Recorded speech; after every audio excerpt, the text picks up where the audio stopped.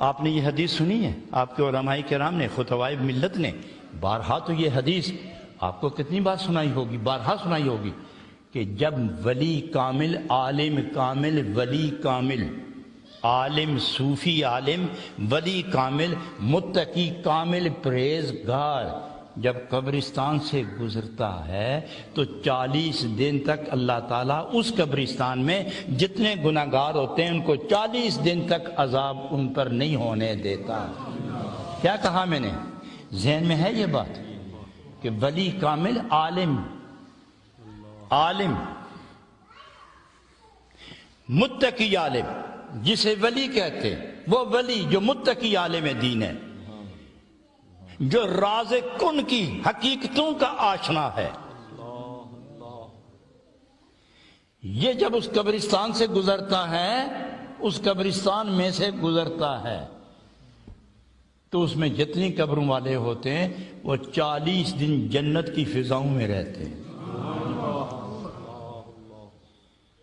اس لیے عام مسلمانوں کو حکم ہے کہ جب قبر آئے کوئی یا قبرستان تو اس کے پاس کھڑے ہو جاؤ، 3 بار کل شریف پڑھ کے پھونک دیا کرو کہ ایک قرآن کا ثواب، زیادہ نہیں تو جتنی دیر کھڑے رہو گے اس وقت سے لے کر غروب آفتاب تک اس سورت کی برکت سے سارے قبرستان پر نور کی بارش کا تسلسل رہتا ہے۔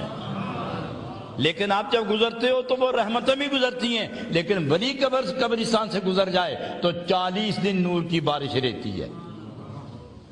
حضرات اب میں پوچھتا ہوں کہ صرف گزر جائیں تو 40 دن عذاب نازل نہ ہو تو ایسا ولی اسی قبرستان میں اس کی قبر بنے اور وہی وہیں لیٹ جائے، کیا سمجھے آپ؟ ان قبر والوں کی قسمت کا کیا اندازہ کریں؟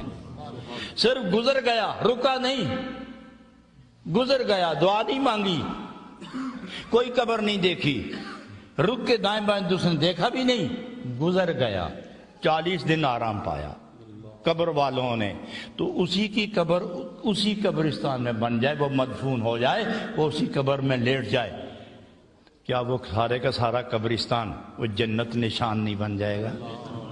جس میں اللہ کا بندہ، اللہ کا مرد حق جس قبر میں لیٹ گیا، اس قبر کی مٹی اس میت سے، اس قبر والے سے، اس مرد حق سے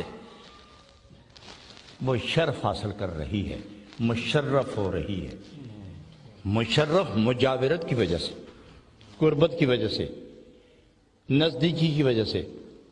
لیکن ایک بات یاد رکھنا کہ صرف قرب کی وجہ ہی نہیں ہے، بلکہ قرب کی وجہ سے اس کو ایک فیض ملا ہے کہ جو نور اس قبر والے ولی اللہ مرد حق پر جو نور نازل ہو رہا ہے، اس نور کی کرنیں ساری قبر کے اندر جو مٹی ہے، قبر کے اندر کی مٹی بھی اور قبر کے اوپر والی مٹی بھی، سب کو وہ نور تقسیم ہو رہا ہوتا ہے، جس سے وہ مٹی مشرف ہوتی ہے۔ اور تم اگر اس ولی اللہ کو نہیں دیکھ سکتے، مرد حق کو نہیں دیکھ سکتے، مرد حق سے ہم کلام نہیں ہو سکتے، اس کے اندر قبر میں جا کر اس سے حال نہیں پوچھ سکتے، وہ تمہیں دیکھتا ہے، تم نہیں دیکھ سکتے، تو تمہارے لیے اتنا ہی کافی ہے کہ تم جاؤ تو ادب کے ساتھ اپنا دایاں، چہرے کا دایاں حصہ اور چہرے کا بایاں طرف اور دایاں طرف یہ قبر پر ملو تاکہ تیرے چہرے پر تو وہ نور تیرے چہرے پر بھی آ جائے۔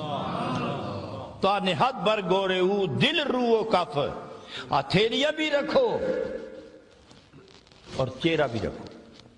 یہ نہیں کہا کہ پیشانی رکھو، سر رکھو، فرمایا چہرہ رکھو، چہرہ رکھو۔ اچھا ایک بات یاد رکھنا کہ کوئی فتویٰ نہ لگا دے کہ سجدہ ہو گیا، حضرات یہ سجدہ نہیں ہوتا۔ میں آپ کو پوچھتا ہوں، آپ جب ابھی نماز پڑھیں گے، آپ کے محبوب خطیب جب آپ کو نماز پڑھائیں گے تو آپ پیشانی اور ناک، سر زمین پہ نہ رکھنا، تم صرف سر ٹیڑھا کر کے تو یہ چہرے کا دایاں حصہ، یہ خد و خال سجدے پہ رکھ دیں، پھر جب دوسرا سجدہ ہوگا تو دوسری طرف منہ قالین پہ رکھ دینا۔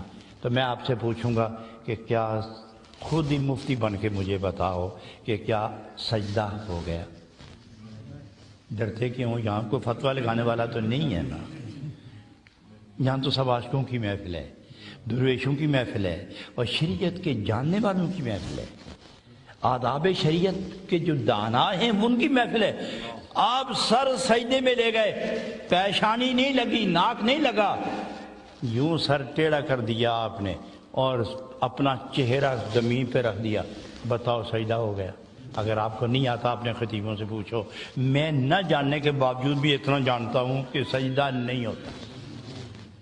آپ تو مجھ سے زیادہ جانتے ہیں. بولو سجدہ ہو گیا؟ نہیں ہو گیا. جب سجدہ نہیں ہو گیا تو پھر شرک بھی تو نہ ہوا. سجدہ نہیں ہے نا. جب سجدہ نہیں ہے تو پھر شرک بھی نہیں. اور اگر یہ سجدہ ہے تو پھر شرک ہے. لیکن یہ یاد رکھو، یوں مطلق جھکنا شرک نہیں ہوتا.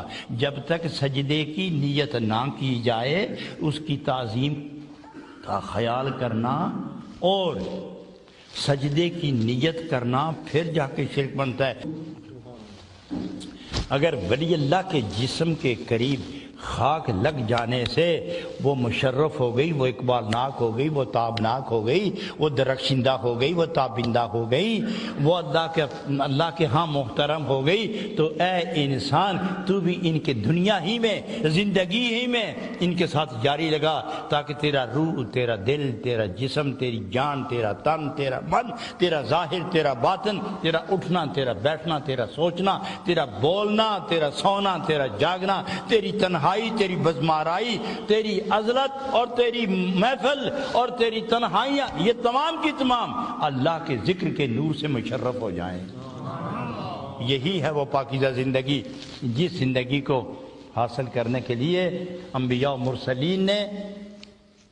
مرسلین نے نعرہ حق بلند کیا ہے کہ جب مٹی قرب کی وجہ سے فیضیاب ہوتی ہے، اے انسان تو صاحب ایمان ہے، تو صاحب عقل ہے، تو صاحب ہوش ہے، تو صاحب پندار ہے. وہ بے جان مٹی، بے عقل مٹی، اگر اس میں نور آ گیا تو دور رہ کر کیوں خائب و خاصر ہے؟ تو بھی قریب آ تاکہ عرش کی بلندیاں تیرے ساتھ رفیق ہو جائیں.